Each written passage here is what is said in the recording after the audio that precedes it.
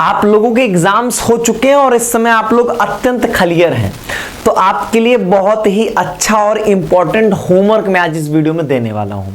आपको जैसे पता है कि डीयू ने अपनी काउंसलिंग प्रोसेस शुरू कर दी है। CSAS पोर्टल पे काउंसलिंग प्रोसेस शुरू हो चुकी है, जिसमें से फेज 1 आपका चल रहा है। फेज 2 में प्रेफरेंस लिस्ट बनानी होती है। आज हम लोग इस वीडियो में यही जानेंगे कि आखिर ये प्रेफरेंस लिस्ट क्या होती है, कैसे बनती है और अभी इसमें आपको क्या करना है। नहीं तो इस वीडियो की जरूरत अभी नहीं पड़ती है, लेकिन मैं इस वीडियो को अभी इसलिए दे रहा हूं ताकि आपका जो होमवर्क है वो आप करना शुरू कर दो। कोई आपको अपने तरफ से चीजें आपको डिसाइड करके दे दे, उससे अच्छा है कि आप खुद से चीजों को जानो। बहुत इंपॉर्टेंट है। आगे वीडियो में आपको बातें मेरी समझ में आने लगेंगी। शुरुआत में इस वीडियो की करूंगा। सबसे पहले चीज एक बात समझ आइएगा कि जब तक आपका CUET का रिजल्ट नहीं आएगा तब तक फेज 2 नहीं शुरू होगा। ये पहली बात। चलिए, सबसे पहली बात आती है कि ये प्रेफरेंस लिस्ट क्या होती है। प्रेफरेंस लिस्ट ऐसी है कि जैसे एक बात बताइए कि आपके मन में होगा ना कि आप हिस्ट्री ऑनर्स पढ़ना चाहते हैं, या आप हिंदी ऑनर्स, इंग्लिश ऑनर्स, या हो सकता है कि जो साइंस के स्टूडेंट होंगे केमिस्ट्री किसी की पसंद होगी, किसी की पसंद जो होगी वो फिजिक्स होगी, किसी की यहाँ पर जो वो बॉटनी होगी। अलग अलग स्टूडेंट्स की अलग अलग यहाँ पर सब्जेक्ट जो होंगे वो फेवरेट होंगे। कई को नहीं पता होगा कि मेरी कौन सी सब्जेक्ट जो है वो फेवरेट है, किस में मैं अच्छा कर सकूंगा और किस में मैं कैरियर बना सकूंगा। अभी ये भी कई लोगों को नहीं क्लियर होगा। यही सब तो आज मैं आपको होमवर्क देने वाला हूं, ध्यान सुनिएगा। ऐसे ही आपके मन में कुछ कॉलेजेस के सपने भी होंगे। मैं हिंदू कॉलेज में पढ़ूंगा, हंसराज में पढ़ूंगा, रामजस में पढ़ूंगा, किरोड़ीमल में पढ़ूंगा। कुछ के SRCC के सपने होंगे। तो ऐसे ऐसे अलग अलग कॉलेजेस के आपके सपने होंगे यहाँ पे।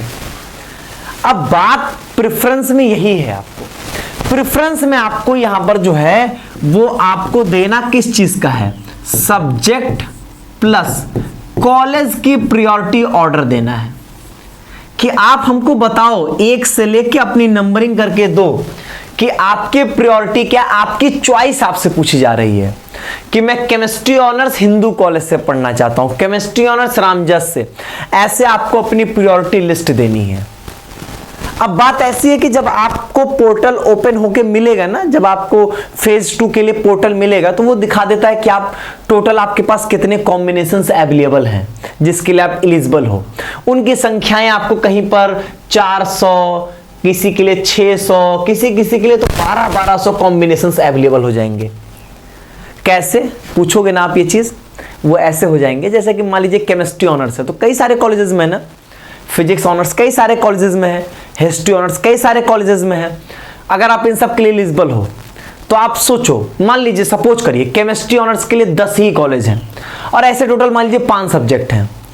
तो केमिस्ट्री के लिए 10, फिजिक्स के लिए 10, मैथ्स के लिए 10, ऐसे टोटल यहां पर आपके 10 5 सब्जेक्ट के लिए 50 कॉम्बिनेशंस बन जाएंगे और सब में बहुत सारे कॉलेजेस हैं। तो इस तरीके से आप जितने सारे के लिए एलिजिबल होगे उतने सारे आपके कॉम्बिनेशंस बनते चले आएंगे। इस तरीके से यहाँ पे मतलब college plus subject plus college या प्रोग्राम प्लस कॉलेज के आपके यहाँ पर इस तरीके से लिस्ट मिल जाएगी आपको। अब उसमें आपको यही करना है कि नंबरिंग करना है कि 1200 में से पहले कौन, दूसरा कौन, तीसरा कौन, चौथा कौन। अब ये कैसे डिसाइड करोगे अगर आपके पास कोई एक बेसिस नहीं है तो पहली चीज यहां पर ये समझ जाओ कि प्रेफरेंस लिस्ट यही होती है। अपना सब्जेक्ट और यहां पर आप कॉलेज, इसकी प्रायोरिटी यहां पे दोगे कि मुझे BSc honours chemistry Hindu college मेरी पहली प्रायोरिटी है। फिर ऐसे ऐसे आप अपनी प्रायोरिटीज यहां पे सेट करोगे। ठीक है।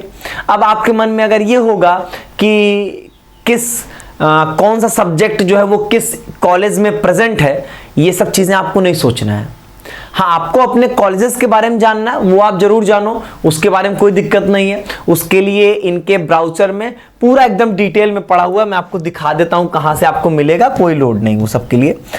बाकी जब आपके पोर्टल पे आपको ये सब नहीं सोचना, पोर्टल पे वो सब कुछ यहां पर दिखाता है आपको। एक बार मैं आपको दिखा दूं ताकि आपको यहां पे कॉलेजेस की अपनी लिस्ट जो है ना वो पता होनी चाहिए।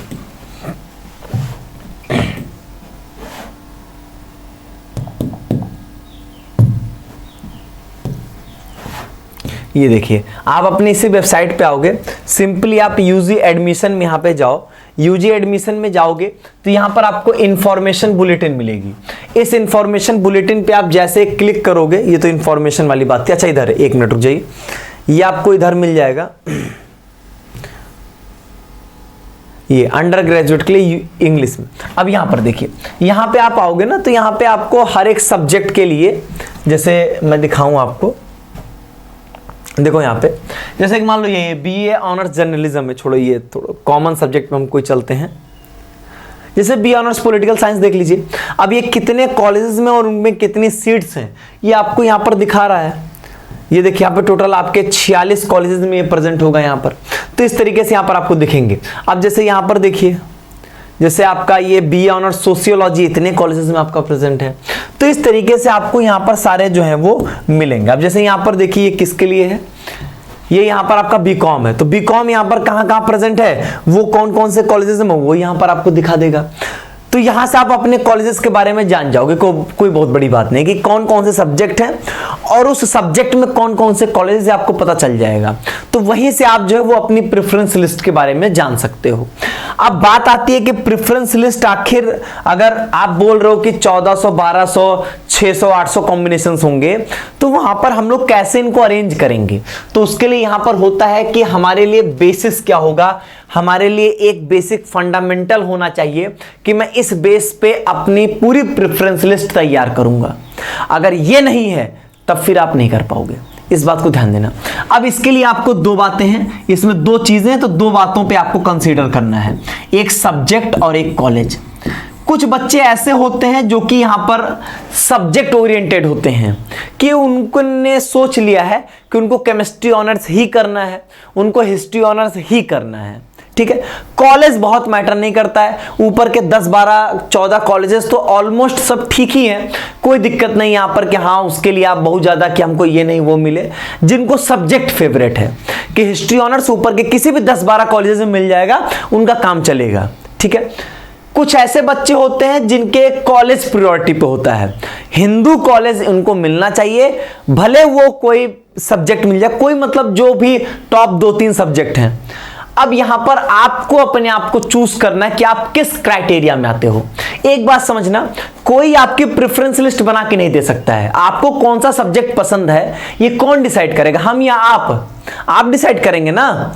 तो यहां पर आप पहले ये देखो कि अगर आपको बीएससी ऑनर्स ही करना है या आपको बीए ऑनर्स करना है, तो आपके पास सारे सब्जेक्ट की लिस्ट है, उस सब्जेक्ट की लिस्ट में से आप अपनी प्रायोरिटी डिसाइड करो। जैसे मान लीजिए कि आपने डिसाइड किया कि मेरी सबसे पहली प्रायोरिटी हिस्ट्री मिले। चलो अब ऐसा तो है नहीं कि हिस्ट्री मिलेगा तबे पढ़ोगे, नहीं पढ़ोगे ही नहीं। चलो हिस्ट्री नहीं मिले तो पॉलिटिकल साइंस मिले, पॉलिटिकल साइंस ना मिले तो मुझे जियोग्राफी मिले, ना मिले तो मुझे इकोनॉमिक्स मिले, ना मिले तो मुझे यहां पर जो है वो सोशियोलॉजी मिले, इस तरीके से। या इसके ये नहीं मिला तो मुझे हिंदी मिले।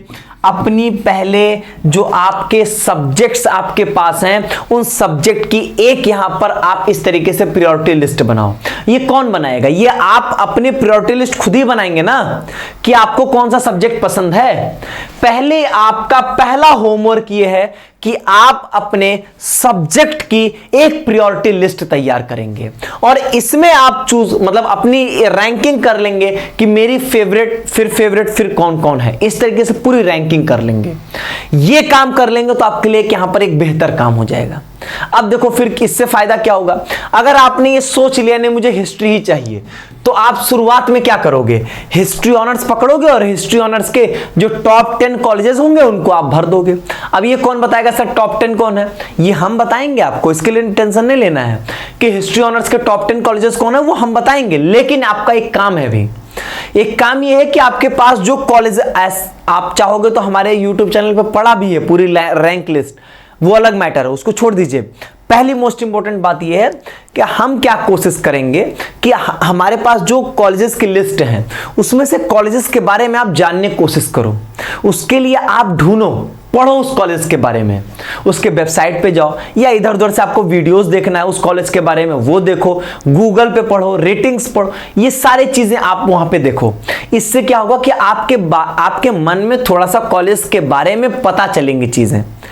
अब आप जान जाओगे, फिर तो हम लोग हैं ही, हम लोग आपको पूरी रैंकिंग तैयार करके तो देंगे ही, वन स्टॉप सोल्यूशन तो आपको मिलेगा ही मिलेगा।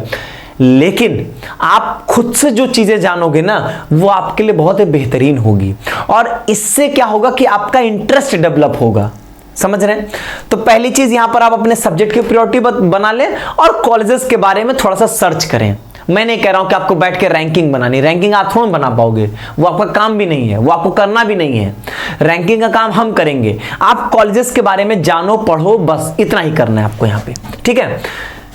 तो ये दो चीजें होंगी, दो चीजें आपको यहां पर, दो काम यहां पे करना होगा, उसके बिना आपके लिए यहां पर बनाना संभव नहीं है। अब जिन्होंने सब्जेक्ट को प्रायोरिटी दिया, मैंने बोला ना सब्जेक्ट पकड़ के टॉप 10 कॉलेज डाल दिया, जिन्होंने कॉलेज को प्रायोरिटी दिया उनके लिए एक इंपॉर्टेंट बात यह है कि ये कम से कम हम कहें तो 3-4 सब्जेक्ट में कंफर्टेबल हो, कंफर्टेबल इन 3-4 सब्जेक्ट।